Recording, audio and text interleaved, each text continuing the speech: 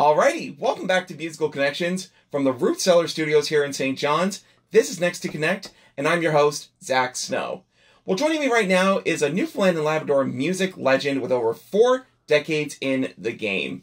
He has produced albums for himself as well as his reggae band, Pressure Drop, which he was in during the late 80s and early 90s, as well as some of the best albums that Newfoundland and Labrador has ever seen, from Masterless Men, Celtic Connection, and Great Big Sea, among others.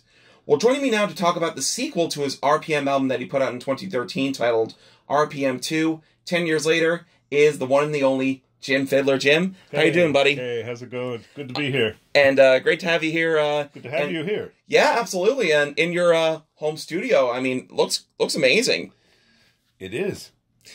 It took a lot, though, over years, you know, little add-on here, add-on there, keep up with the technology and get the tools that I need. It takes time, you know. It takes a lot of pebbles to make a mountain.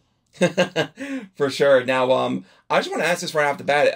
Congratulations on releasing RPM 2 10 years later. How does it feel to finally have a brand new record out? Feels good. Always feels good. It's like giving birth, you know. You got that gestation period, and you know, you got something in you that's growing, and then to have it finally out, and well, I mean, you don't really get that those baby compliments until the child is born, right? Yeah, for sure. But of course now you got a child to raise. That's the thing. For sure, for sure. Now, of course, I want to go back to like your very early days in music, because you were born in Pennsylvania, but you were pretty much born and raised here in Newfoundland and Labrador. You moved here when you were like really, really young. Well, I was conceived here, and my family's from here. Like, we've been here since the 1700s. My uncle was the harbor master of St. John's for 20 years. Oh, wow. My family, the Stones in Trinity North, built some of the best schooners in the world, including the Norma and Gladys, which is kind of like Newfoundland's Blue Nose. For Nova Scotia, they got the Blue Nose. We got the Norma and Gladys. My family built that. Wow. Yeah. That's pretty crazy. Now, what got you into music in the first place, Jim? What got music into me? Yeah. What got you into music? So what inspired you to pursue music as a career? Well, it's in the blood. So it was there inside of me since very small, since I was a very small boy. And yeah, it was just a matter, I guess it's the matter of, you know, when we say to people, what do you want to be when you grow up? As opposed to asking them, who are you and how can we help you grow up? You know, it was already there. So it would be the thing for like a lot of people, put that away and go do your homework. And then people end up in jobs that they don't like because the thing that's in them already, their inborn God-given talent, whatever that is, gets suppressed, and then they end up being an accountant or something instead. I was just blessed to, through a series of uncontrollable circumstances, such as losing my sight, that probably helped give me the final push. I was also a visual artist. I was drawing and sketching and dabbling with some painting and things like that when I could see. But, you know, music is sound, and loss of sight doesn't necessarily influence, it's not a loss of sound. So that probably had a bit to do with pushing me in the direction of not becoming a psychologist or an accountant or whatever. Wow, that's pretty crazy. Now, when it comes to the music you've made, I mean, your production style, like, you pretty much make it effortless. I mean, when you lost your sight at like at 8 or 9 years old, you pretty much took audio and really made it your mission to, like, you know, really hone your craft and perfect it. And like, just from what you produce, you make it seem effortless.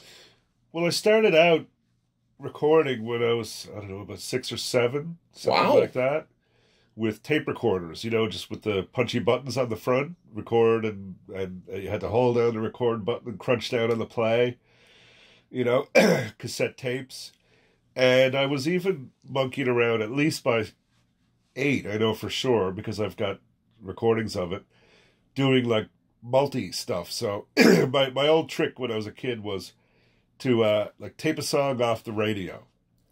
And I put the 2 tape recorders together and I play the song that I taped off the radio.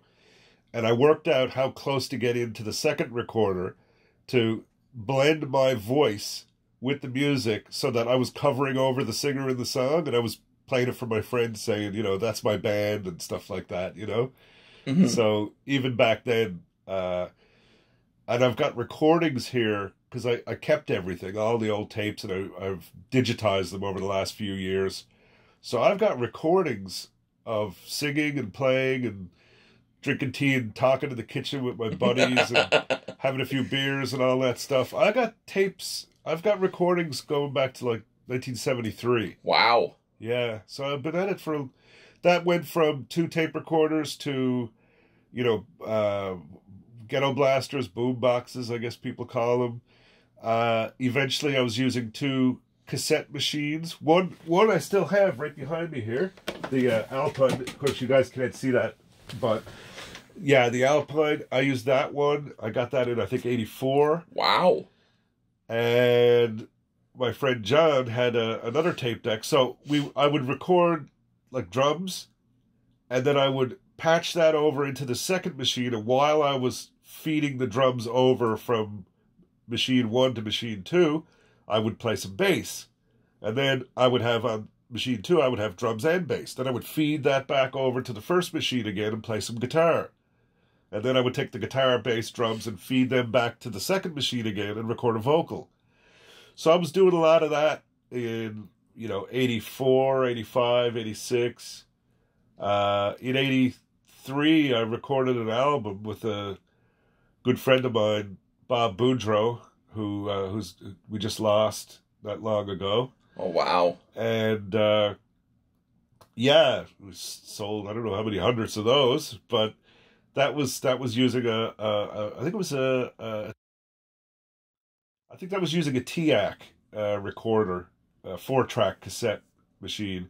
And I also got one of those at one point in 86 or 87 or something like that. Wow. So it goes back a long ways. And then, getting into the studio and recording on 2-inch tape and, all of that stuff. And then all the way up through ADATs, and then eventually using dedicated machines like the Roland VS1680 and then the Roland VS2480.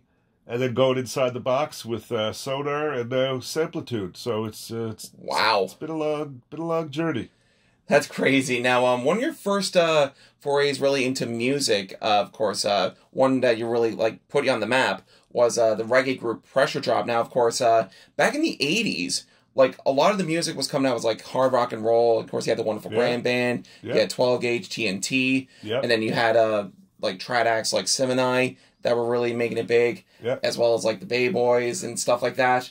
But reggae was something that really wasn't produced much in Newfoundland and Labrador at all until Pressure Drop came on the scene. So tell me a little bit about how Pressure Drop really came together. Well, we had a group called PTR in the 80s, and it was part-time reggae. So we did reggae and some ska and things like that, like the English Beat and Stiff Little Fingers and all that stuff as well. But I recorded a single.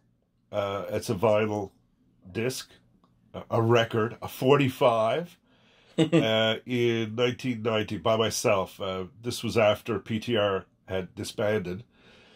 And I got Emily Knight in to do the backing vocals. I heard her sing Black Velvet down at the Rose and Thistle one night.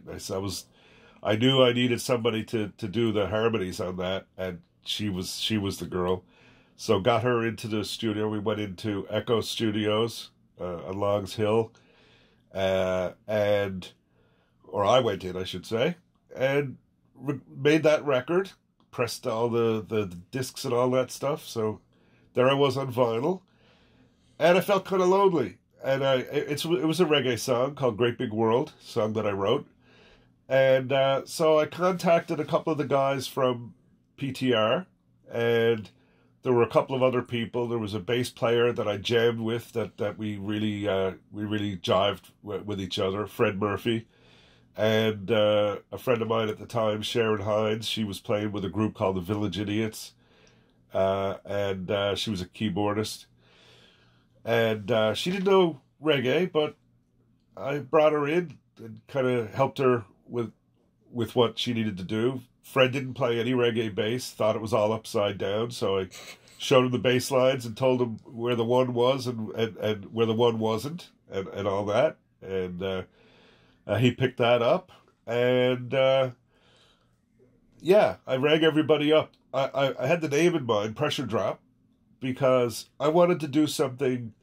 PTR was a really fun band. Anybody who remembers that band, we had a lot of good times. But I really wanted to do something more serious. You know, I didn't want to so much do the ska thing. I wanted to do more roots reggae and something more thinking about the message of the music. But I had the idea that, you know, Pressure Drop in the world, but also Pressure Drop on a Friday or Saturday night. People want somewhere to go. They've been working all week, going to school all week, and they just want to go down to the loft, you know, 250, 300 people packed into the loft. Actually, we used to have more than that. It'd be literally lined up all the way down the stairs and out down the sidewalk. Wow. Oh, yeah. I mean, really, there were a couple of other acts at the time. But if you talk to the guys from Great Big Sea, for example, they'll tell you about Pressure Drop and how they used to sneak into the gigs and stuff. And it blew their minds. I mean, it wasn't just a bunch of guys standing around with their thumbs in their pockets watching the band and some girls out dancing. Everybody, including the staff, you know, I mean, that's the power of reggae music, you know, and it brings people together. And it was the idea of Pressure Drop, you know, let the pressure drop. And, you know, one good thing about music, when it hits, you feel no pain, you know? Mm-hmm. And so that was the whole idea of Pressure Drop. And I remember Sharon asking me one time on the phone, she said, well, what are we going to do with it? What do you plan on doing with this band that you're asking me to join? I said, well, first of all, I want to put out an album. She's like, what? We go down and play in the bars and stuff. You want to put out an album? I said, yeah. I want to appear on Much Music. She's like, what? I said, yeah, and I want to play at the Bamboo Club in Toronto, which is the top reggae venue where people with the name Marley play. Wow.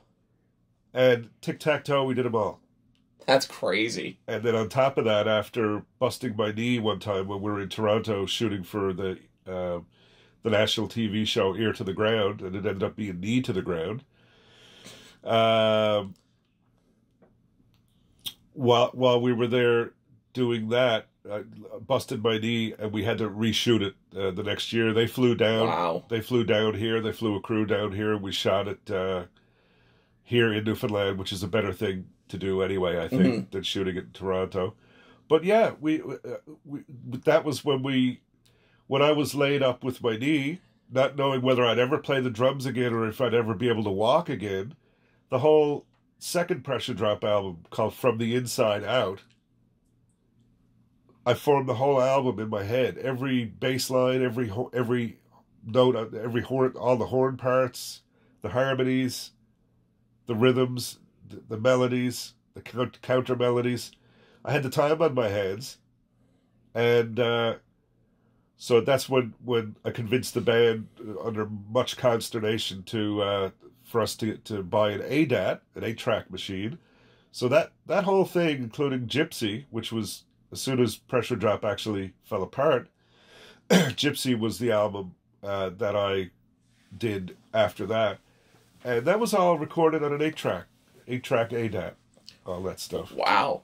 Yeah, that's pretty crazy to believe that. I mean, of course, when I think of that album, of course, two of the big songs that came off that record were The Rhythm of the Goat and Downtown Girl. I mean, The Rhythm of the Goat, the Navigators covered in 2002, and then the Irish Descendants did a version of Downtown Girl in 2007. Yeah. And the early 90s really were a big time for Newfoundland and Labrador music. I mean, you had the likes of the Irish Descendants, yourselves, you had Figgy Duff still on the go. Yep. And a lot of these bands and big names were getting featured on Much Music. and also getting signed to labels like EMI. Of course, you look to Kim Stockwood and Dabney Doyle, Great Big Sea themselves, and Ron Hines. Yep. It was a pretty good time for Newfoundland and Labrador music. It was huge. The summer of '88, double daylight saving time, much music came down and basically declared that we were like the new Liverpool. Wow. And that was the bands all at the time. This was PTR, which would become Pressure Drop, and from PTR came Pressure Drop and Jim Fidler, for example. There was Open Road, which became Rollins Cross. Wow. There was the guys, all that stuff. Dennis Parker, just a whole lot of stuff at that time that became became Great Big Sea, that became Pressure Drop and Jim Fidler, that became all these other things. And I was playing with a bunch of these different people like at that time. I was playing with Rankin Street / Great Big Sea. I was playing with John Whalen, which would be Bung after that, with a group that we had at the time. I was playing with Mike O'Brien and Tony Richards, the Dr. Cod, Roscoe, the Jim Fidler Jug Band. Wow. I was playing with PTR, the reggae band. I was playing solo at the pubs downtown.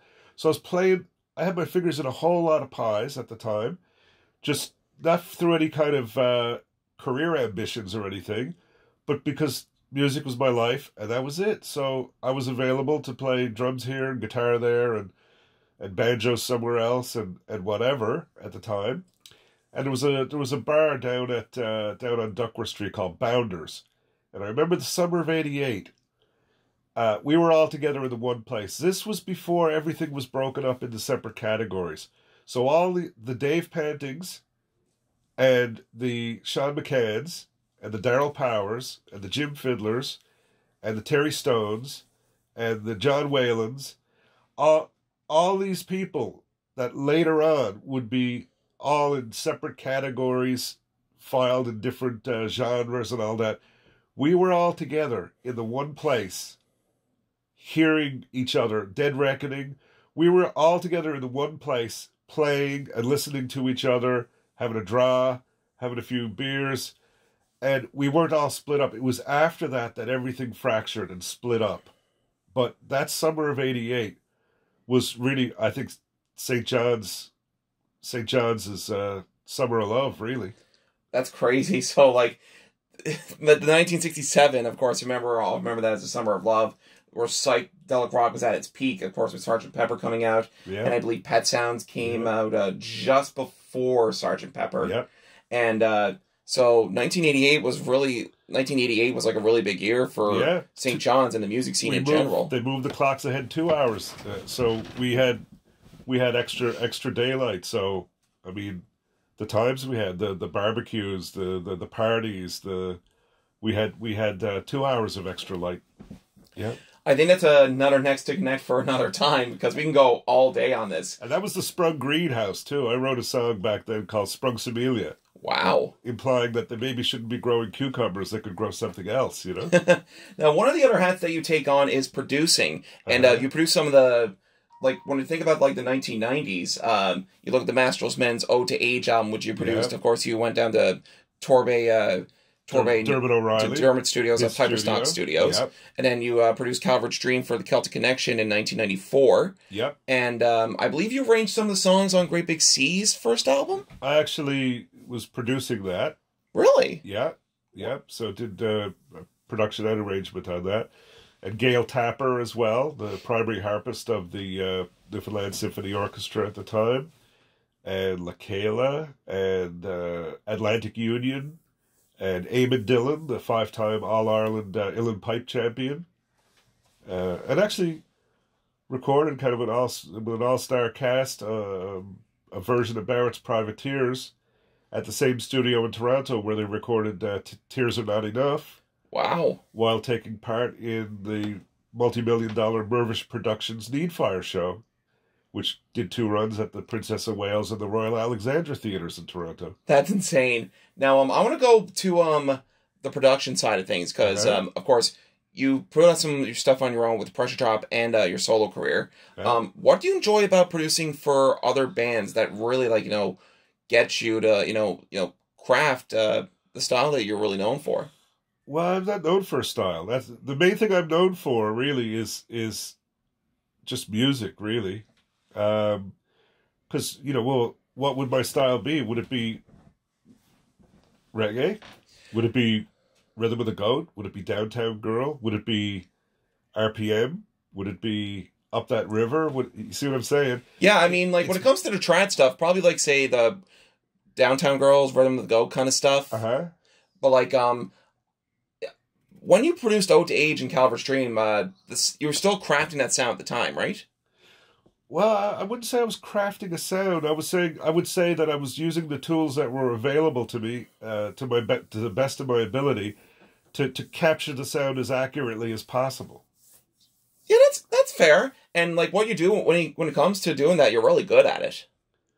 Well, thank you, but that's on purpose. You see, it's not an accident. People who do anything, electricians, electronics technicians, radar people, police officers, truck drivers, whatever you do, you you want to do the best job you can. So you want to have the right boots for the job. You want to have the right power tools if you're a cabinet maker. So it's really just that. It's just get the best tools you can and understand how they work. You want to be able to. I should have turned off those notifications. You want to use the best tools available, and that's not always the most expensive or the newest either. Sometimes the best thing for that vocal you're recording is a 50-year-old microphone. Sometimes, so it depends on what you're looking for. It's like painting. Which brush do I use for that, and how do I mix my colors?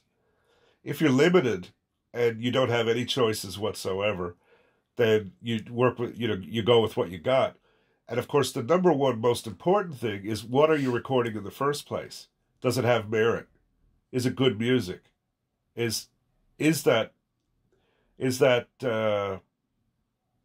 thing that you're shooting the photograph of? Is it a good image? Because if it's garbage in, it's going to end up garbage out. If you use $1 million microphone or $1 million camera. Yeah, like it's kind of like the best example of like, do what you got, but how do you do for like what you have? How do you use that thing you have to make something, that a $5,000 microphone would do versus like, anyways, I don't know what I'm getting at here, but well, here's the thing. It's more with less, really. People have all these things they talk about, all these sort of philosophical issues, analog versus digital and all these things, opinions and whatever. But quite honestly, if you've got a good subject, it's going to be better if you take that $10 microphone and record Caruso singing on a $10 microphone compared to your Uncle Ned singing on that $10. Caruso is the singing is better. So the more accurately you can record Caruso sing, the better. But you gotta start out with something good. You're either recording something good. It's either good or it's not. Yeah. No matter what you record it with. Mm-hmm. So you might as well have the best you can to record. Just like if you have a photocopier, if you're making copies, if you got a picture and you want to make a copy of it, you want when you scan it and print out a copy, you want the copy to look as much like the original as possible, right? Mm-hmm. That's all there is to it, really. Yeah. And then there's arrangement with the music. The better the arrangement, the better the singing, the better the playing. When you put the microphone in front of somebody, sometimes you want to use a more sensitive microphone and really take a sound picture of the whole face. Other times you want something less specific, and you just use something like a dynamic microphone and maybe place it closer. It really, really all depends. Yeah, for sure. Now, I really want to fast forward here to 2013, because that was when you put out the first RPM album that you put out. Yeah. So tell me a little bit about RPM and where the idea of that album really came from. Well, my good friend Rod and I were sitting around here listening to quote-unquote concept albums, like Thick as a Brick, The Wall, Crime of the Century, whatever, so-called concept albums.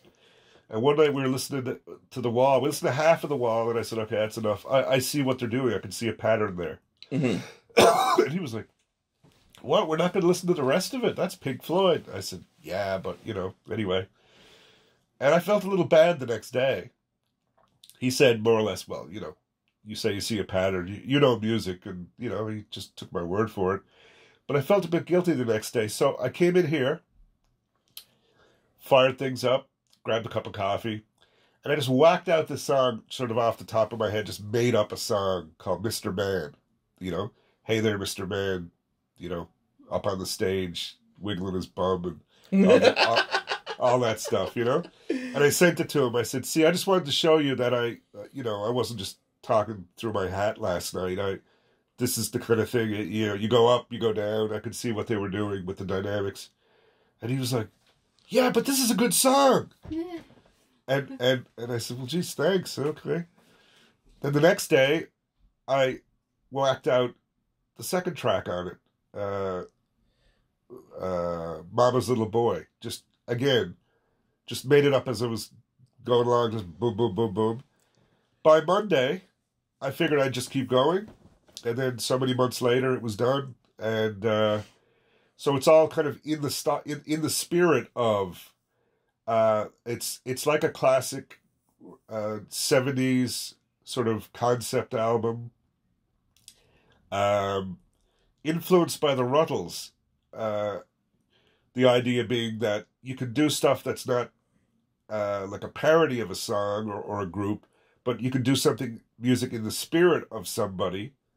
And it's almost like that Beatles song that never existed before, or that Supertramp song that never existed before.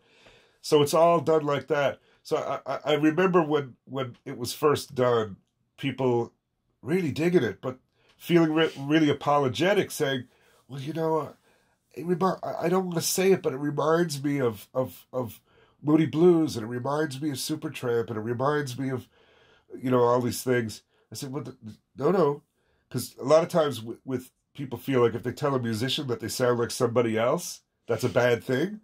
But this was all done on purpose.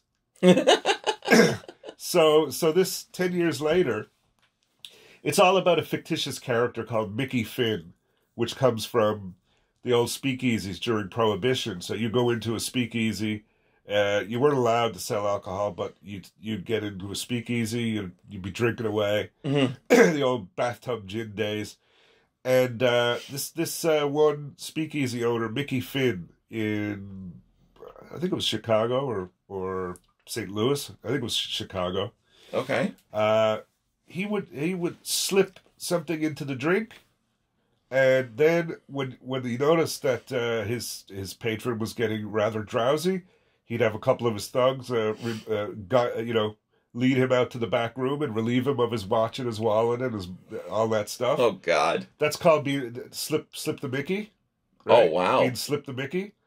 So the idea of picking Mickey Finn as the name of our protagonist in this fictitious thing is, it starts out with that as a child looking at the TV, seeing Elvis or the Beatles or anything, and that kind of desire, it's like a drug. It's like being, given a drug so you can get hooked on it, and then the drug dealer can keep selling you more drugs. It was like all of that sort of lust for fame and fortune is like being slipped the Mickey, because ultimately, if we follow our protagonist, Mickey Finn, throughout Volume 1 and Volume 2, we'll see that he got his fame, he got his fortune, and he came to realize that it wasn't all it was cracked up to be. Mm-hmm. It wasn't all as great as it seemed. Yeah. Yeah. Now, of course, RPM 2, 10 years later, is the brand new album that you got out. Yep. And once again, congratulations on the release of it. So what is going to be different from this album versus the RPM you put out in 2013? What's going to be different is when the first one was over, there was nothing else. Now you can keep listening. And it's right. It dovetails right along with the first album. Even the volume level, everything you could. And I didn't do this on purpose. It was when the second album was done, 10 years later, on all totally different equipment. We said, okay, we don't know what to expect here, but let's cue them up and just let them play one right after the other, and it just flowed right in. So, what else is next for you? Are you going to be doing like a little show of this to promote the new record? No, this isn't I didn't put together a live band. I made a record. So the record, the music will be out, the recording will be out there in the world for people to buy and listen to on their loudspeakers, on their earbuds, on their headphones, and all that stuff. And I mean, I won't say that would never happen, but that's not the intention, you know. I have a studio and I work in the studio like an artist, doing paintings. Am I going to go on tour with holding my paintings up or whatever? Or, in fact, if I did that, it wouldn't be the paintings. It would have to be prints. It would have to be sketches. It wouldn't be the album. Because, I mean, you go around playing live, you come to realize pretty quickly that a lot of venues don't sound too good. A lot of venues, the PA systems are inadequate, whatever. So you get your own gear. I'm just little old me. I'm not an octopus. I can't play all the instruments at the same time. So the work that would go into trying to find all the musicians to play the music on this album, for one thing, where would I get the money to pay them all? Even to rehearse it? It would be crazy. Yeah. And of course, with the goings on the last couple of years with the right. That's still not worn off, and that took the whole live industry and touring or whatever took a big blow, and I think they're planning on lowering another boom at some point in the near future.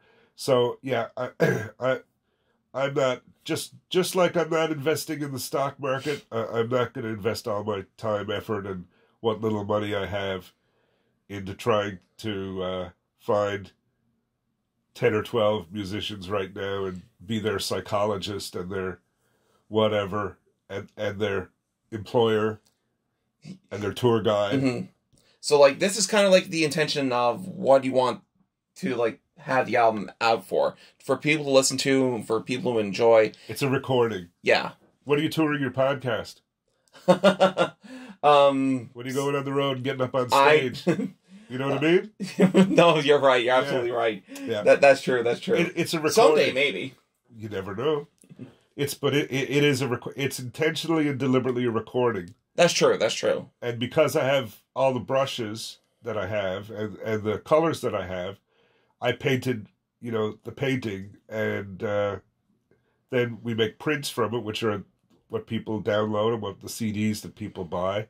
But yeah, that's really what it is. This is even years ago. Like, I love the whole idea of playing live. And that immediate gratification where when you finish a song, it's yay, and everyone claps and all that. That's great. It's good for the ego. It makes you feel good. It gives you a reason maybe to get up the next day and do it all over again. Yeah. But, I've been around the block a few times, and I don't need that ego reinforcement. Because for me, it's all about the music. It's not about me. And in fact, even RPM 1 and RPM 2 are more about Mickey Finn, informed by my experience and the experience of others that I've heard through decades of interviews and things. So he's a composite, really. Mickey Finn is John Lennon, is Mick Jagger, is Roger Hodgson, is Eddie Grant, is all these people rolled into one, really. And so I'll tell you what this would make, for sure. Lillian has said this several times. This would make a really good theater piece, like a rock opera or something like that. Mm-hmm. But just to put a band together, for one thing, I'd be going out acting as Mickey Finn. This is like my Sgt. Pepper. When the Beatles said, we're sick of being the Beatles, and we want to say and do some things, let's just make up this Sgt. Pepper's band. Let's be that. Yeah, so it's like you're content with, like, being totally a recording artist rather than, doing the recording and then going out live. Well, see, it's one doesn't necessarily lead to the other. A lot of live bands never make albums. And there's a lot of very good recorded music that is done by session musicians and things like that. I could have hired all session musicians and just sang on it or something. Yeah. But I didn't do that. It's all here. It's all there. So yeah, it's not this or that. It's just, yeah, I did some recordings. You know, I recorded some songs and put them together and made an album. So they're not even separate songs. It's beginning to end. You hit play at the beginning, you listen all through to the end, and one song leads into the next, and it tells a story. So to even take that out and do that in a bar or something, it'd be silly. Yeah. And, like, I do get the comparisons, too, of, like, you know, to the Beatles, Sgt. Pepper's, to Crime of the Century by Supertramp. And I'm going to mention another one, Tommy by The Who. It really is kind of, you know, like, carrying on the tradition of that concept album. I'm looking forward to hearing what else you got in store. Well, you know, when it comes to RPM, it actually is a concept album 100% from beginning to end. Where a lot of the ones that are called concept albums aren't. They have a title and a front cover that looks like whatever the title says, and maybe a couple of songs on the album, and then the rest of the songs could have just been on anything. Yeah. On both these albums, all that music actually flows and tells a story. And yeah, there's like a beginning and a climax, resolution, rising action, etc., etc. Every song on that record belongs on it as part of the story. And even the liner notes, if you look at the booklet, you sit down and listen, each song has its own page in the booklet with not just some nice looking picture, but each image specifically designed so that when you're listening to that song, you can look and get lost in that image. So it's a whole package. Yeah, and some beautiful liner notes right over here. That's one thing I really do enjoy about getting CDs are all the liner notes here, and they absolutely look gorgeous. Yeah. Now, for people who want to get RPM 2 10 years later, whether it's hard copy or streaming, where can they go? They can go anywhere online. JimFidler.com is a good place to go. Fidler with one D, Fidler, JimFidler.com. And any information about the launch on December 8th, which is the anniversary, unfortunately, of the day John Lennon was shot. And it's also the anniversary of the launch that we had at the Loft for Gypsy. Wow.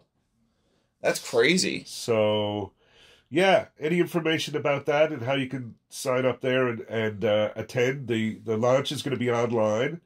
We decided to do something a little different instead of having it in a local venue, because we have so many friends around the world that that aren't going to be able to fly to St. John's and go to a local venue. So we're having it online. Okay. And so go to JimFidler.com, and that's all there, and all the information about the CD.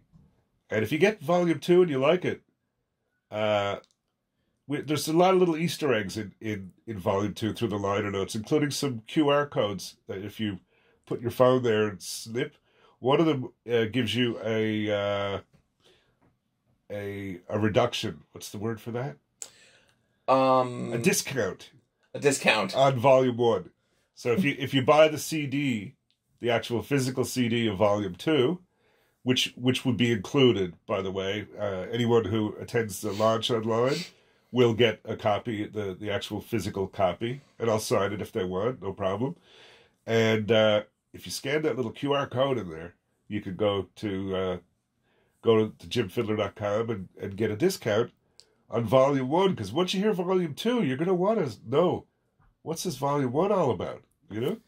That's crazy. Well, Jim, I've learned so much about you throughout this conversation here on NextIIConnect, and there's still a lot more that I want to tackle, but we're going to save that for another time. This won't be your last time on the podcast, I can guarantee you that.